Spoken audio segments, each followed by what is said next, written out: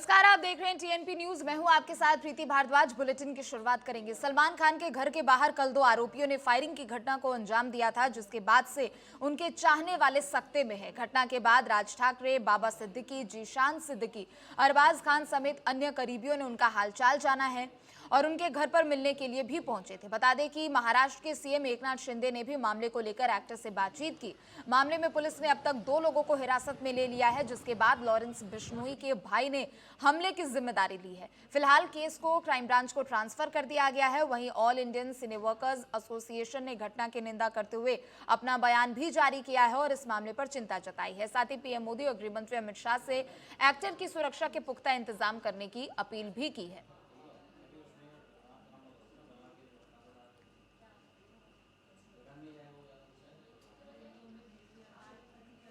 और चलिए इसी खबर पर और भी अधिक जानकारी के लिए संवाददाता सतीश हमारे साथ जुड़ चुके हैं। सतीश, देखिए, सलमान खान के घर के बाहर कल जिस तरीके की फायरिंग की घटना सामने आई, एक बार फिर से माया नगरी मुंबई में सुरक्षा व्यवस्था को लेकर सवाल खड़े हो रहे हैं। फिलहाल अभी क्या कुछ ताजा जानकारी है आपके पास? इस मामले पर कैसे निगरानी की जा रही है और कैसे जांच पड़ताल की जा रही है? प्रीति, देखिए, सलमान खान के घर के बाहर काफी कड़ा बंदोबस्त किया है। काफी पुलिस खड़ी है, सलमान खान के बाहर खड़ी है और इसको अंजाम देने वाले 2 आरोपियों को मुंबई पुलिस ने गिरफ्तार कर लिया है। कहा जाता है कि ये आरोपी राजस्थान और हरियाणा से रिलेटेड है। ये मुंबई में नहीं रहते थे। ये लोग हरियाणा से रेकी करके सलमान खान के घर के पास आए और सलमान खान के घर के ऊपर इन्होंने हमला किया था। अभी मनसे अध्यक्ष राज ठाकरे भी कुछ देर पहले सलमान खान के घर जा चुके थे, उनसे बातचीत की, उनके हाल पूछे कि क्या कुछ कैसा है, क्या हमला हुआ था, ये जानकारी ली और ये 15-20 मिनट पहले की बात है। और इसी को अंजाम देने के लिए जो रोहित गोधरा इसके लिए काम करते थे, जो राजस्थान से रिलेटेड थे, और बोईसर गैंग ने इसकी जिम्मेदारी ली है। जी बिल्कुल, चूंकि देखिए, जिस तरीके से इस घटना को अंजाम दिया गया, हालांकि गनीमत यही रही कि इस दौरान कोई नुकसान नहीं हुआ, जानमाल को कोई खतरा नहीं हुआ, लेकिन ऐसे में एक सुरक्षा व्यवस्था को भी लेकर सतीश यहाँ पर कई सवाल खड़े किए जा रहे हैं। पॉलिटिकल रिएक्शन के साथ साथ यहाँ सिने एसोसिएशन की भी तरफ से चिंता जाहिर की गई है और सुरक्षा व्यवस्था को लेकर पीएम मोदी और गृह मंत्री अमित शाह को भी पत्र लिखा गया है। जी प्रीति जी, सही है, ये चिंता जताने वाली बात है क्योंकि ये बहुत बड़ा हमला है और ये बॉलीवुड स्टार है जो सलमान खान, ये एक महत्वपूर्ण जो हीरो है महाराष्ट्र के, जो एकदम बेहतरीन हीरो है। इनके लिए कड़े सुरक्षा के इंतजाम होने चाहिए, लेकिन ये सुरक्षा के इंतजाम कहीं दिखाई नहीं देते। मुंबई पुलिस ये कम पड़ रही है कि सलमान खान को सुरक्षा दे। बिल्कुल, क्योंकि देखिए, पहली बार इस तरीके से कोई अनजान 2 लोग यहाँ पर पहुंचते हैं सलमान खान के घर के बाहर और इस तरीके से गोलियां बरसाते हैं, लेकिन सलमान खान को इससे पहले भी धमकी दी जा चुकी है, जिसके कारण पहले भी उनकी सुरक्षा व्यवस्था बढ़ाया गया है। Y+ सिक्योरिटी उन्हें गृह मंत्रालय की तरफ से इससे पहले भी दी गई थी। अलग अलग मामले में जब लॉरेंस बिश्नोई की तरफ से खुलेआम उन्हें धमकियां जब दी गई थी। सतीश जी, सही बात है आपके प्रति जी, लेकिन ये हादसा पहला नहीं है। इससे पहले मुंबई में बॉम्ब ब्लास्ट हुआ है, इससे पहले मुंबई में हर तरीके का हमला हुआ है।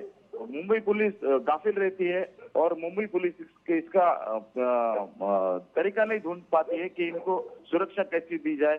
मुंबई पुलिस कम पड़ रही है, मुंबई पुलिस ने सुरक्षा बढ़ानी चाहिए। मुंबई पुलिस यह भी जिम्मेदारी क्राइम ब्रांच पर सौंप रही है, लेकिन इसकी तफ्तीश मुंबई पुलिस ने करनी चाहिए।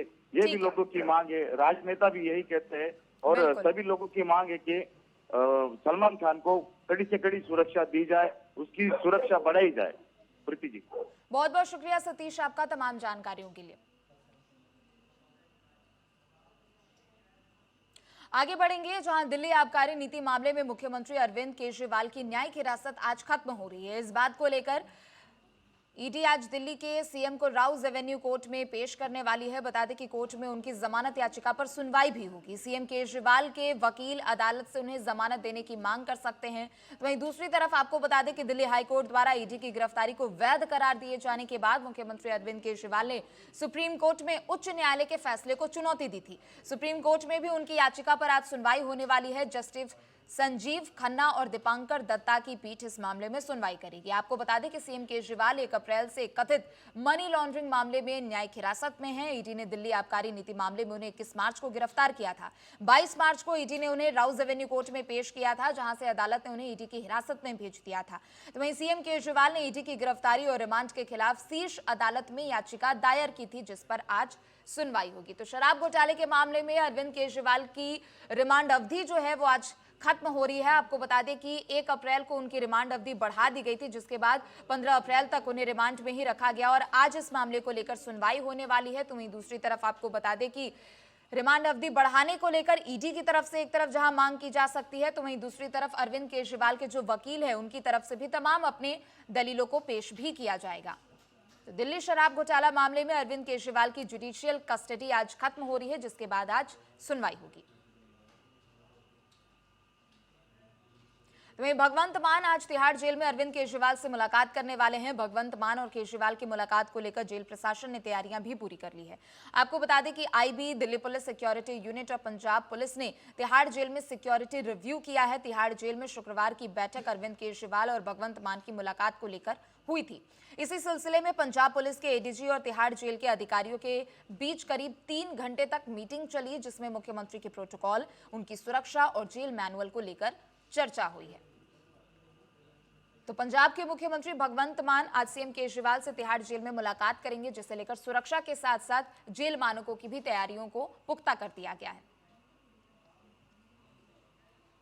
तो प्रधानमंत्री नरेंद्र मोदी आज केरल के दौरे पर रहने वाले हैं। केरल में 2 जनसभाओं को पीएम मोदी संबोधित करेंगे। पहली अलाथुर में सुबह 11 बजे तो दूसरी अतिंगल में दोपहर 2 बजे जनसभा को संबोधित करेंगे। बता दें कि केरल के वायनाड से राहुल गांधी अपनी ताल ठोक रहे हैं। केरल में जनसभाएं करने के बाद पीएम मोदी तमिलनाडु निकल जाएंगे और वहां तिरुनेलवेली में शाम 4:30 बजे रैली को संबोधित करेंगे। यह पीएम मोदी का केरल का 6वां दौरा है।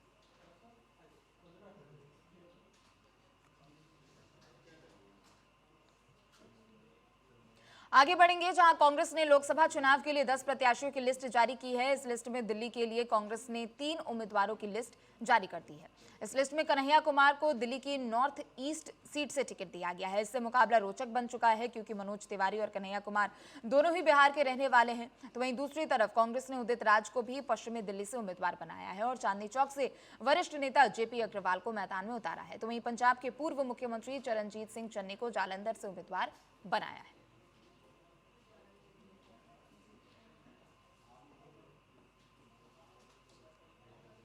आगे बढ़ेंगे, जहां मुजफ्फरनगर के तालडा गांव में एक मकान को जैक से उठाने के दौरान बड़ा हादसा हो गया, जिसमें कई मजदूर लेंटर के नीचे दब गए, जिसमें 2 लोगों की मौत की खबर है। तो वहीं मलबे में दबे अब तक कई मजदूरों को सुरक्षित बाहर भी निकाल लिया गया है और बाकी की तलाश भी की जा रही है। आपको बता दें कि दरअसल ये हादसा उस वक्त हुआ जब मकान को जैक से उठाया जा रहा था और मकान अचानक गिर गया, जिसमें कई मजदूर दब गए, जिनका रेस्क्यू ऑपरेशन भी लगातार जारी है। मुजफ्फरनगर में जानसठ थाना क्षेत्र में यहाँ एक बिल्डिंग थी और पुरानी बिल्डिंग तो पुरानी थी। जो अभी तक हमें जानकारी मिली है उसके अनुसार इस बिल्डिंग की जो ग्राउंड थी वो नीचे हो गई थी और ये सब बाद में बगल में जो सड़क ऊंची हो गई थी। तो उसने बिल्डिंग को ऊंची करने के लिए कुछ ठेकेदारों की मदद से जैक लगा करके बिल्डिंग को ऊंचा करने का प्रयास कर रहे थे। उस दौरान कुछ गड़बड़ी भी, सही काम नहीं किया, जिसके कारण बिल्डिंग भरभरा के नीचे गिर गई। एनडीआरएफ डीजी से बात हुई, उन्होंने तत्काल अपनी टीम भेजी और हम लोगों ने अभी तक जितना काम किया उसके अनुसार 18 लोग निकाले जा चुके हैं। 18 में 2 की डेथ हो चुकी, कंफर्म है। मुजफ्फरनगर में अधिक जानकारी के लिए विजय सैनी हमारे साथ जुड़ चुके हैं। विजय, क्या कुछ ताजा जानकारी मिल पा रही है इस पूरे हादसे में? फिलहाल किस तरीके से यहाँ पर कार्य किया जा रहा है, तमाम जानकारी दें। जी प्रीति, मैं आपको बता दूं कि ये देर रात्रि 3 बजे रेस्क्यू ऑपरेशन समाप्त हुआ है। इसमें दबे टोटल 19 लोग थे, जिन्हें निकाल लिया गया है। पूरी तरह से 17 लोगों को हॉस्पिटल में एडमिट किया गया है। उनमें 2 लोगों की डेथ हो गई है। मौके पर जब रेस्क्यू टीम पहुंची, उन्होंने बड़ी मशक्कत के बाद और 12 जेसीबी मशीनों लगाकर एनडीआरएफ और एसडीआरएफ की 2 टीमों ने सारी रात रेस्क्यू ऑपरेशन किया है और 19 लोग जो दबे थे उन्हें निकाल कर हॉस्पिटल पहुंचाया गया, जहां उपचार के दौरान 2 लोगों की मौत हुई है। बिल्कुल। और साथ ही क्या ऐसी आशंका है कि मौत का आंकड़ा बढ़ सकता है? चूंकि देखिए मजदूरों के सफल रेस्क्यू ऑपरेशन को भी लेकर लगातार कार्य किया जा रहा है। विजय जी, अभी 2 मजदूरों की हालत गंभीर बताई जा रही है। इनमें 17 में से 15 लोग अभी सुरक्षित है, उनके मामूली चोट है, लेकिन 2 लोग गंभीर है। विजय, आपका तमाम जानकारियों के लिए।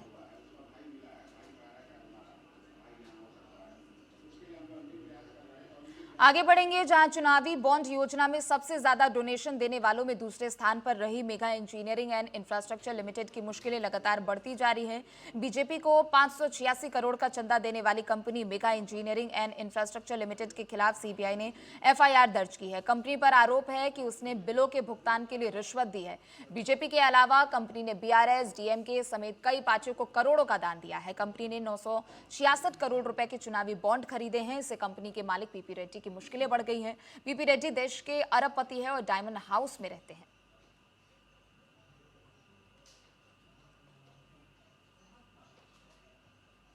वहीं मैनपुरी से सपा प्रत्याशी डिंपल यादव ने बीजेपी प्रत्याशी जयवीर सिंह पर पलटवार किया है। उन्होंने जयवीर सिंह की भाषा पर सवाल उठाया है। दरअसल डिंपल यादव ने कहा कि समाजवादी पार्टी मजबूती से चुनाव लड़ रही है और रिकॉर्ड मतों से जीत हासिल करेगी। बीजेपी का घोषणा पत्र एक झुंझुना है। जनता, युवा, किसान सभी बीजेपी की सरकार में परेशान है।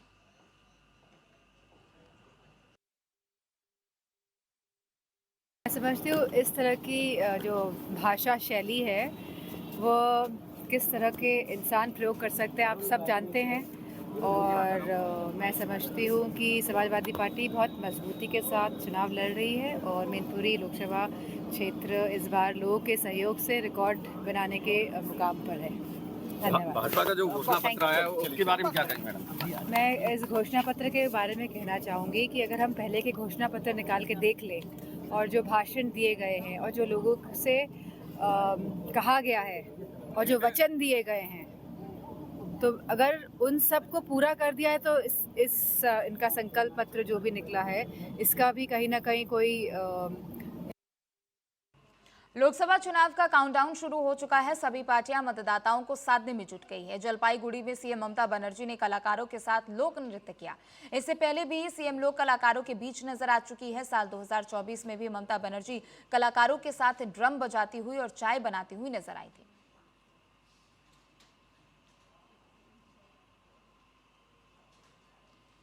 महाराष्ट्र के अमरावती में बीजेपी प्रत्याशी नवनीत राणा ने डॉक्टर बाबा साहेब अंबेडकर की जयंती के मौके पर अपने कुछ कार्यकर्ताओं के साथ प्रतिमा को नमन किया, जिसके बाद नवनीत राणा अपने कार्यकर्ताओं के साथ जमकर नारे लगाती हुई भी नजर आई, जिसका वीडियो भी अब सोशल मीडिया पर वायरल हो रहा है। बता दें कि वायरल हो रहे इस वीडियो में आप देख सकते हैं कि कैसे नवनीत राणा कार्यकर्ताओं में जोश भरती हुई नजर आ रही है।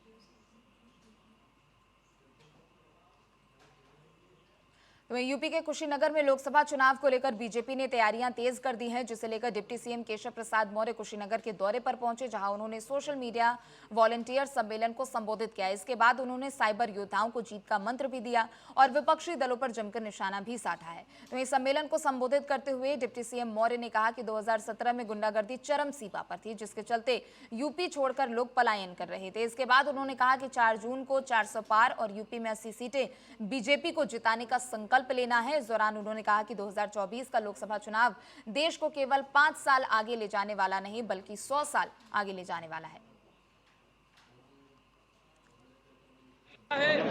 यूपी में 80, देश में 400 पार, यह जन जन की आवाज बन चुकी है। सपा की गुंडागर्दी, कांग्रेस का भ्रष्टाचार और परिवारवाद, इसका अंत करने का जनता ने फैसला ले लिया है। इसलिए 2024 देश की जनता मोदी जी के नाम करके कमल का बटन दबाने जा रही है। को मुंगेरी लाल का हसीन सपना देखने दो। अब गुंडागर्दी नहीं है, अब बूथ कब्जा नहीं है, अब माफियागिरी नहीं है, अब दादागिरी नहीं है। इसलिए ईमानदारी से जब चुनाव होंगे कमल खिलेगा। साइकिल पंचर हो चुकी है, साइकिल उड़ करके सैफई जा चुकी है, अब साइकिल वालों का कोई भविष्य नहीं। कौन किसान मौर्य यहाँ से चुनाव लड़ने आ रहे हैं? कोई भी लड़े जी, कमल। तो ये बाबा बर्फानी के दर्शन करने की कामना रखने वाले भक्तों के लिए एक बड़ी खुशखबरी है। जी हां, अगर आप भी अमरनाथ यात्रा की योजना बना रहे हैं तो अमरनाथ यात्रा की तारीख सामने आ गई है। इसलिए ऐसे में ज़रूरी है कि भक्त अपना रजिस्ट्रेशन भी करवा लें। इस साल अमरनाथ यात्रा 24 जून से शुरू हो रही है। बता दें कि 52 दिनों तक चलने वाले इस पवित्र यात्रा के लिए एडवांस रजिस्ट्रेशन आज से शुरू हो रहे हैं।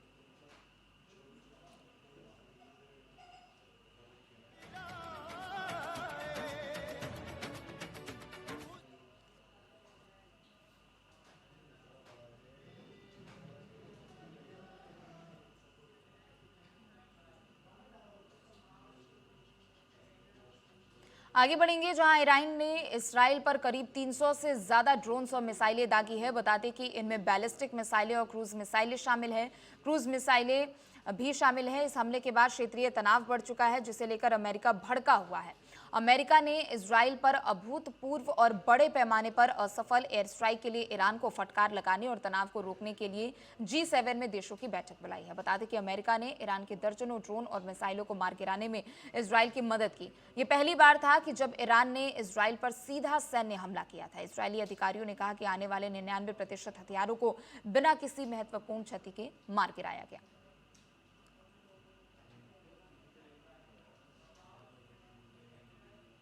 तो वहीं इजराइल और ईरान के बीच बढ़ते संघर्ष के चलते अब एयरलाइंस सेक्टर में उथल पुथल मच चुका है। बता दें कि कई एयरलाइंस ने एक दिन पहले ही जंग के खतरे के चलते ईरान के एयर स्पेस की बजाय लंबे रूट लेना शुरू कर दिया था। लेकिन अब खतरे को बढ़ता देख देश की बड़ी विमानन कंपनी एयर इंडिया ने इजराइल की वित्तीय राजधानी तेल अवीव के लिए उड़ान बंद कर दी है। ये फैसला शनिवार को बढ़ते संघर्ष के चलते लिया गया।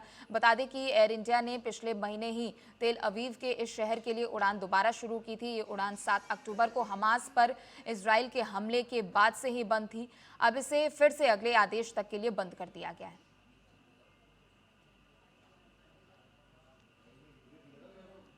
आगे बढ़ेंगे, जहां इंडियन प्रीमियर लीग 2024 में हर दिन रोमांचक मैच खेले जा रहे हैं। आज 15 अप्रैल को सनराइजर्स हैदराबाद का मुकाबला रॉयल चैलेंजर्स बेंगलुरु से होगा। दोनों ही टीमें बेंगलुरु के एम चिन्नास्वामी स्टेडियम में भिड़ेंगी। तो वहीं सनराइजर्स के लिए अब तक का सफर बेहद अच्छा रहा। उन्होंने अपने पिछले 5 मैचों में से 3 में जीत हासिल की और इसके साथ ही टीम अंक तालिका में चौथे स्थान पर है। दूसरी ओर रॉयल चैलेंजर्स बेंगलोर अब तक खेले गए 6 मैचों में से केवल 1 जीत के साथ अंक तालिका में अंतिम स्थान पर है। आरसीबी को प्रतियोगिता में बने रहने के लिए हर हाल में आज का मैच जीतना होगा। और चलिए इन्हीं खबरों के साथ फिलहाल इस बुलेटिन में इतना ही। आप देखते रहें TNP न्यूज़।